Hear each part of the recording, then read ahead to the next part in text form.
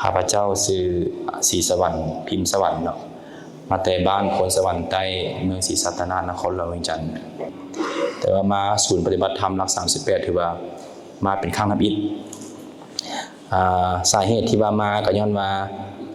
ตัวเองก็ได้เล่าความในใจตัวเองเนาะสู่ผู้เป็นแม่เฒ่าเนาะผู้เป็นแม่เมียว่าตัวเองนี่มีความรู้สึกว่าหลังจากที่ตัวเองไปเรียนจบมาแต่ต่างประเทศก็รู้สึกว่าตัวเองจางไปหลายรู้สึกมีความร้อนมีอารมณ์ร้อนขึ้นหลายเนาะก็เลยรวมสู่แม่เฒ่าฟังว่าอารมณ์ตัวเองนี่เปลี่ยนเป็นหลายแล้วก็ความรู้สึกตัวเองเปลี่ยนเป็นหลายบ่คือเก่าก่อนที่ตัวเองไปเรียนหลังจากเรียนมาก็รู้สึกว่าควบคุมตัวเองควบคุมอารมณ์ตัวเองบ่ได้เพราะว่าตอนไปเรียนนี่รู้สึกว่าทุกอย่างมันกดดันเบิดแล้วก็เฮ็ดให้ตัวเองมีความกดดันในทางกายแล้วก็จิตใจแล้วก็ถือกระทบอีหยังทางอารมณ์นึงที่ตัวเองนี่รู้สึกอารมณ์ร้อนแล้วก็ควบคุมสติตัวเองบ่ได้ก็เลยรวมสู่แม่เฒ่าฟังพ่อเฒ่าฟังแล้วก็เพิ่นก็ว่าอยากสร้างโอกาสมาลองปฏิบัติธรรมเมืองบ่ก่อนขาน้อยสิไปเรียนครับขาน้อยก็ตั้งใจว่าหลังจากที่ตัวเองเรียนจบนี่สิมาปฏิบัติธรรมเพื่อมาซอกฮู้ทางโลกแล้วก็อยากฮู้ทางธรรมมาหลังจากที่เฮาเรียนมาแล้วทางโลกแล้วทางธรรมเฮาสิควบคุมสติมีสมาธิกับตัวเองบ่ก็เลยลองปฏิบัติธรรมในมื้อนี้เนาะกะมื้อทำอิฐที่มาเมื่อวานนี้ก็มาตอนสวยก็สิยังบ่ทันได้ 100% ปานใดแต่ว่ามามื้อนี้ก็รู้สึกว่าตอนเช้าก็เฮ็ดให้ตัวเองปลอดโปร่งก็ปฏิบัติธรรมคันสิว่าปฏิบัติธรรมก็ยังบ่แม่นเพราะว่าตัวเองนี่ได้ลองมานั่งสมาธิเบิ่งเพื่อควบคุมลมหายใจตัวเองอยู่กับสมาธิกับลมหายใจเข้าออกตัวเองแล้วก็บวกกับ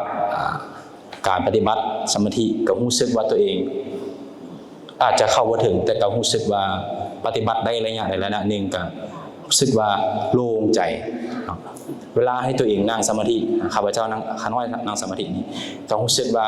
ทุกอย่างในนี้ถือว่าโล่งหมดเลยกาโล่งเบิดกาเฮ็ดให้ตัวเองรู้สึกว่าต้องควบคุม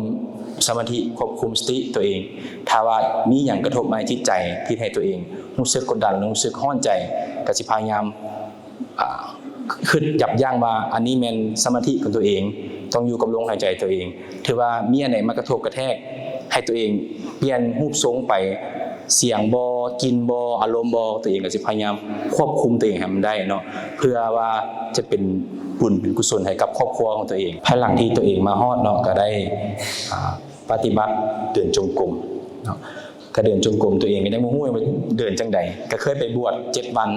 บวชให้พ่อเนาะแต่ว่าตอนนั้นไปบวชก็ยังอายุยังน้อยอยู่ยังสิบ่ฮู้ปฏิบัติแต่ว่าเข้ามาเมื่อวานนี้ตอนบ่ายก็ทุกอย่างใหม่เบิดเลยก็บ่ทันฮู้หยังก็เพิ่นว่าปฏิเดินจงกรมขาน้อยก็ไปเดินจงกรมแล้วก็มีแม่ป้าเพิ่นบอกวิธีว่าเฮาต้องกำหนดลมหายใจของเฮาอยู่กับลมหายใจของเฮาอยู่กับความรู้สึกของเฮาเฮ็ดให้เฮาสามารถควบคุมสติอยู่กับสมาธิตัวเองอยู่กับทุกบัดก้าวของตัวเองว่าเฮาก้าวขวาก้าวซ้ายเฮาต้องรู้สึกเช่นให้ควบคุมสติตัวเองได้ก็ถือว่าเป็นบุญเป็นกุศลคือกันตัวนี้เนาะขาน้อยก็อาจจะเป็นครั้งสุดท้ายเนาะก็คิดว่าอยู่ว่าตัวเองมานี่เป็นการทดลองตัวเองเบิ่งว่าตัวเองเฮ็ดได้น้อยสลายส่ำใดแต่ก็ว่ามาในมื้อที่2ก็รู้สึกว่าตัวเองควบคุมอารมณ์แล้วก็ควบคุมสติอยู่กับลมหายใจตัวเองได้เลิกซึ้งเนาะแล้วก็คิดอยู่ว่าในต่อหน้าก็สิเอาครอบครัวมานำเพราะว่าทางภรรยากับลูกก็เพิ่นก็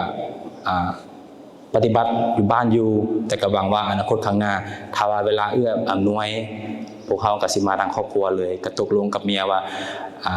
เธอหน้ามีโอกาสให้เวลาเหมาะสมเขาก็สิเอ